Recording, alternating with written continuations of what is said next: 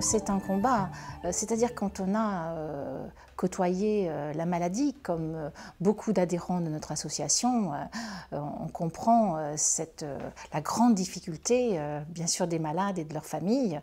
On est très sensibilisé à la maladie et donc on s'engage parce qu'on a envie de faire avancer les choses. Parce que quand le diagnostic tombe, les malades, les familles se sentent très isolées et l'association est là pour leur venir en aide.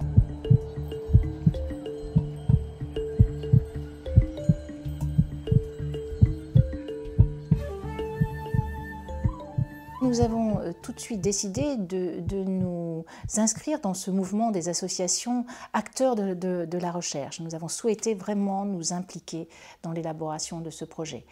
Nous avons, avec le professeur Denuel, qui est le responsable de la filière nationale santé SLA, nous avons décidé de constituer un comité de pilotage. David Devos a proposé que ce projet soit déposé au CHU de Lille, que le CHU de Lille en soit le promoteur.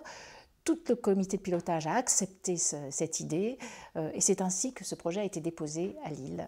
Il y a aussi tous les autres chercheurs qui se sont impliqués dans ce comité de pilotage, dont il faut saluer, je crois, la volonté. On sent qu'il y a une volonté de parvenir ensemble à trouver enfin un remède pour cette maladie.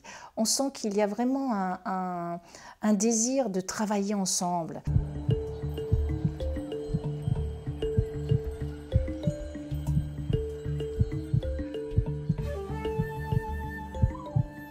La convention que nous avons signée avec le CHU de Lille est assez exceptionnelle.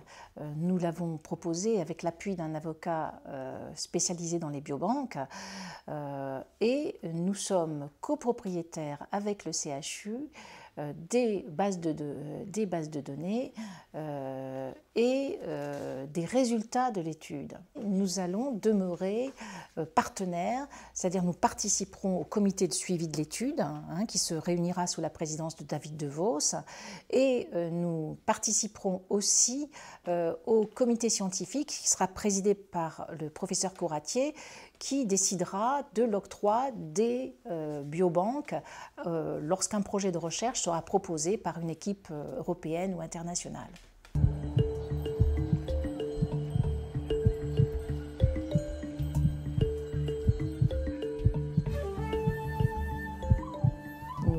Nous sommes engagés à hauteur de 1,5 million sur 5 ans, 1,5 million d'euros sur 5 ans, c'est très important.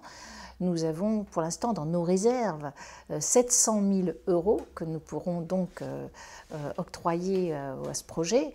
Il nous manque 800 000 euros. Nous allons lancer un appel à dons très prochainement autour du projet Pulse. Nous espérons obtenir des financements complémentaires et c'est un projet qui dure pendant 5 ans et pendant 5 ans nous rendrons compte, nous expliquerons les progrès qui ont été réalisés et nous espérons que nous obtiendrons le financement nécessaire. Le projet Pulse, c'est un grand espoir pour les malades. Le projet Pulse, c'est un grand espoir pour les malades. Le projet Pulse est un très grand espoir pour les malades.